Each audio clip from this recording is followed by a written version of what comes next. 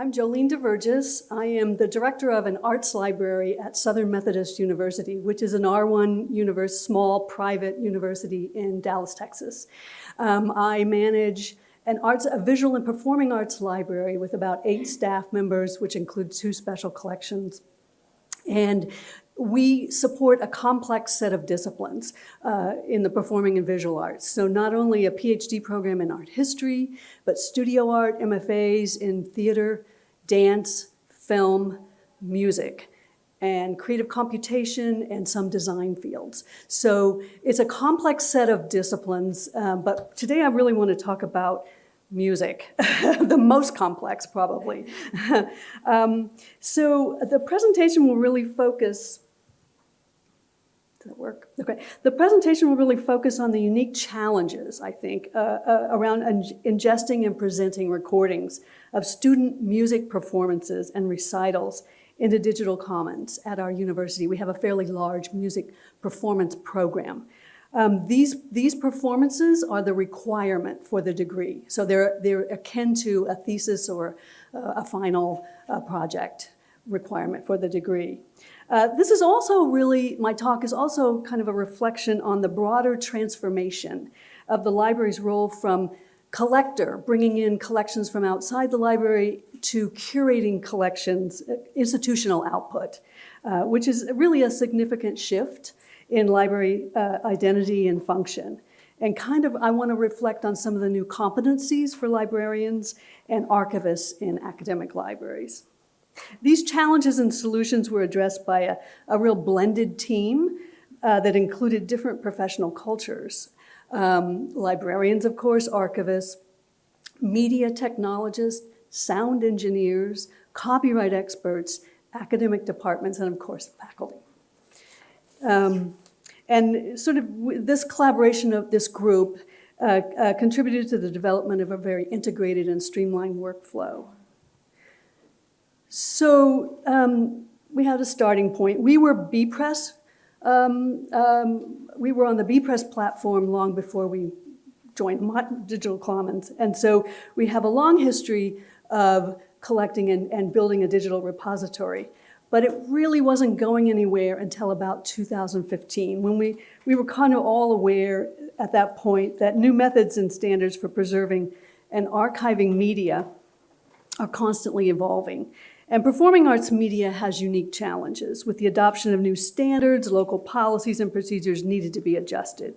So in 2015, this was the sort of the turning point. In consultation with the library, a decision was made by the music department to discontinue the practice of storing recordings of their student and faculty performances on physical media.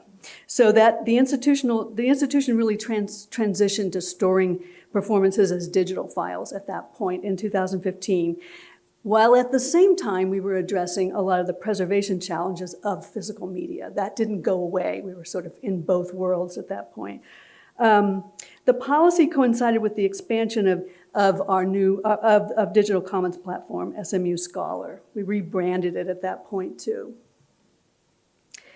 Between 2015 and 2019, several key initiatives advanced our organization's capabilities in both open access and digital preservation. The initiatives were aimed at encouraging wider participation, helping to make open access a new norm in scholarship and research. And so during this period, the SMU libraries launched an ETD program, Electronic Theses and Dissertations program, and used Digital Commons as the platform. We appointed at the same time a digital preservation librarian to our team and established a comprehensive digital preservation program with Rosetta, the platform Rosetta, as the archival backend. And we began ingesting at that time alongside many other types of content, music, student concert recitals into our repository. And really capturing and showcasing the institutional output. It helped tremendously with recruitment of students and other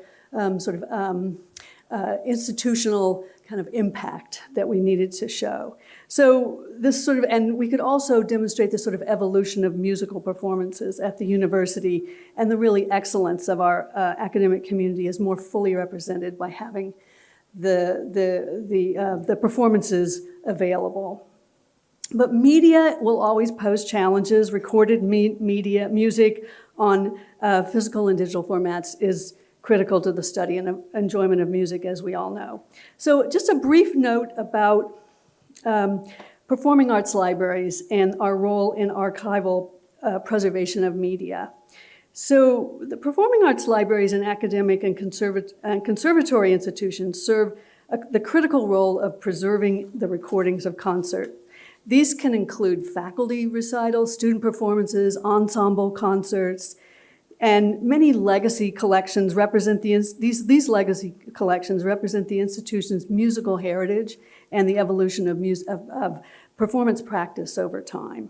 Any preservation and archival management requires format and audio engineering expertise. So we're basically in the library a museum of analog media. You name it, we have it. So I don't have to explain this slide to you. I'm sure many of you know these formats pretty well.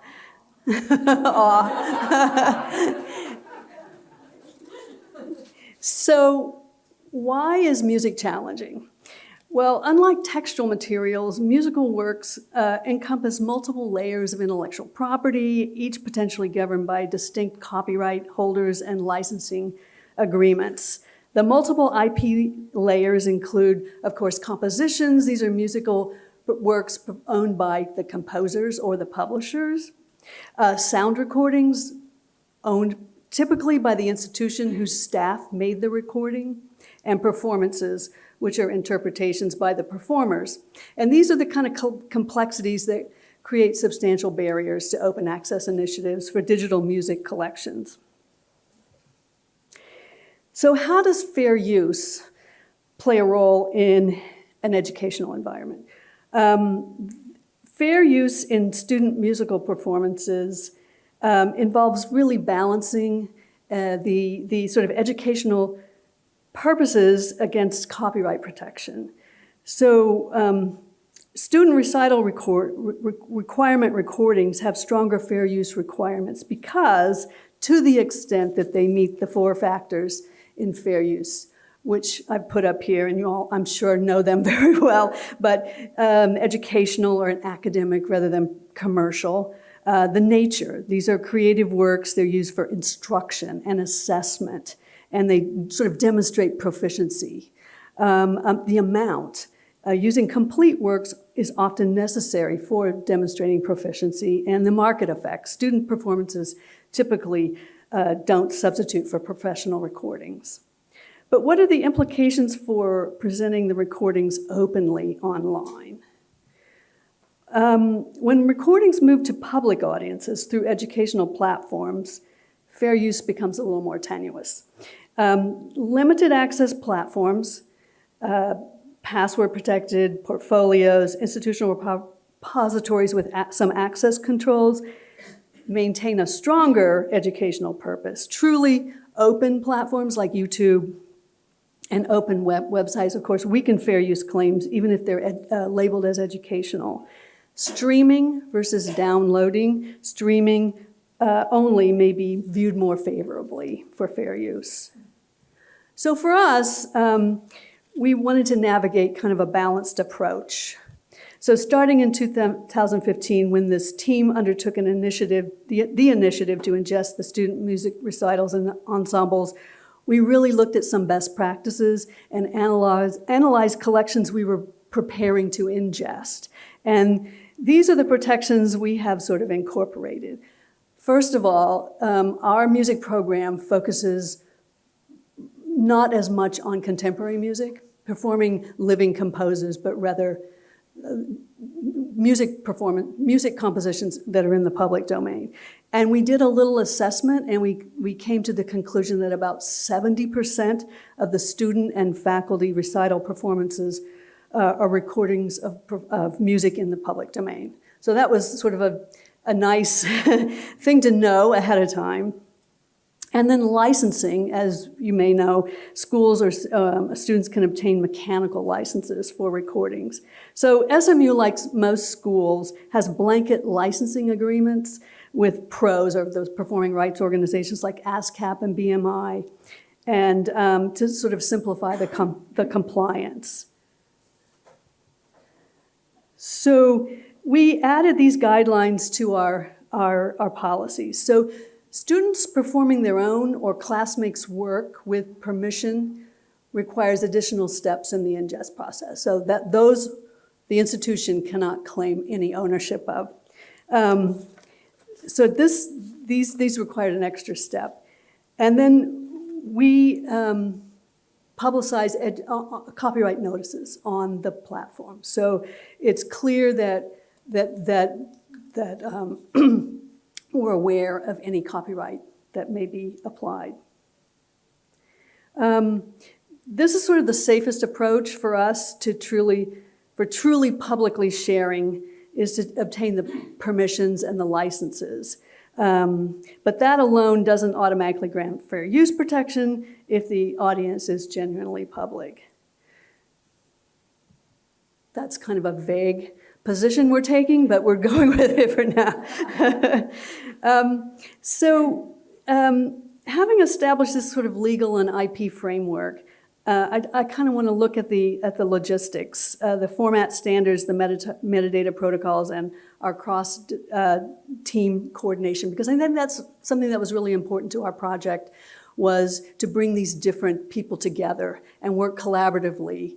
Otherwise, things fell apart really fast. So we had partners and stakeholders, and the music division, as I mentioned, on this slide, there are three distinct departments within the university represented on this slide. So the academic department of music, the libraries, which include the digital preservation team and the metadata team, and then of course IT, which was the sound engineers. An important step occurred with the upgrade and modernization of the recording studio. The music school had modernized its recording studio and implemented a very complex networking infrastructure to kind of meet more technical specifications. But the department had been operating with inconsistent and poorly coordinated workflows for creating the recordings and capturing the metadata. So these processes were largely operated outside of library oversight. By kind of inserting ourselves more into the beginning of the process, starting with the recording, we could have more control over what was happening. So to ensure successful integration, the library requirements for ingestion into SMU Scholar and Rosetta needed to be incorporated into the music division's procedures. So the modernization of the recording studio kind of gave us that opportunity to implement new procedures. So a new set of policies, including a revised workflow, was developed to capture and archive a curated selection of SMU concert recordings for long-term preservation. So we chose graduate degree recitals, faculty performances, and major ensemble concerts. So that would be the symphony, the band, all of the major. The music division, and then this is a slide of that cross-departmental workflow. So the music division creates a PDF of the concert performance program and uploads it to a shared network folder. And then there's the audio capture by the audio engineer posts the audio files, WAV, and the MP3 files to the network drive in folders organized by concert type, senior, undergraduate, graduate recitals, and then distinguished faculty recitals and the symphony and ensemble performances. And then the audio engineer adds the technical metadata for all audio files using an Excel spreadsheet that we provided from the library so that you can accurately capture the technical metadata. And then the digital preservation librarian verifies this input before notifying the music and media catalog metadata librarian, who adds the descriptive metadata to the spreadsheet for discoverability. So once all the metadata is entered and verified by the digital preservation library, the files are ready for ingest into SMU Scholar and subsequently batch processed into Rosetta for long-term preservation. So these slides kind of give you a screenshot of what our repository looks like.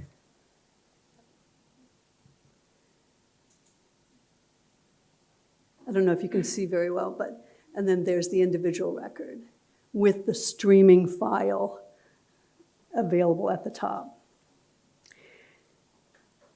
So here's a summary, really, of the key points regarding our policy on recordings and photographs of students. And I think this might differ from institution to institution, so I'm representing what my institution has as a policy, but in terms of ownership and rights for student work. So students sign agreements acknowledging these terms upon enrollment. And then the university claims copyright ownership of all recordings made during the student's time at the institution. And this includes the full rights to use, distribute, and archive these materials. And specific recording policies are communicated to students. And the policy is established through a university-wide guidelines. And the policy is explicitly documented in the updated student handbook. So the libraries needed to work very closely with the music department so that we were on the same page in terms of these policies. And that was an important and really critical and also the most challenging part of this process, I think. This is sort of protection for both the students and the institution.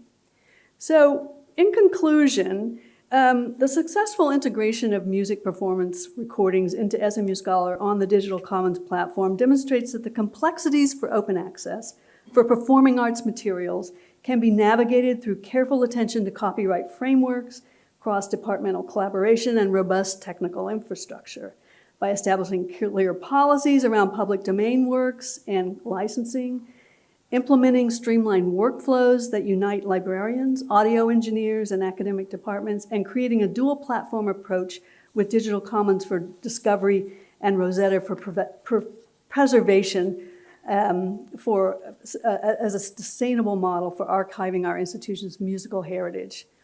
This initiative has fundamentally transformed the role of our performing arts team. We now play an important role actively capturing and stewarding the intellectual and creative output of our own community. As we continue to refine these processes and expand our collections, we hope our experience can serve as a framework for other institutions, seeking to make their musical performances openly accessible while respecting the intricate layers of intellectual property that make music uniquely challenging in the institutional repository landscape. Thank you.